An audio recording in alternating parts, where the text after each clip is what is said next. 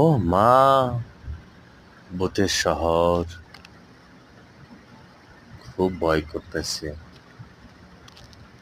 দিনে রাত্রে সব সময়ই এখানে ভূত থাকে, তাই এখানে কেউ আসে না জোনাকে নিয়ে। এই ভূতের শহর, এই ভূতের শহর সবাই ভয় করে। যারা মানুষ তারা সবাই ভয় করে, যারা অমানুষ তারা ভয় পায় না। তারাই তো ভূত। ও মা, এই ভূতের শহর দেখতে খুব ভয় করে।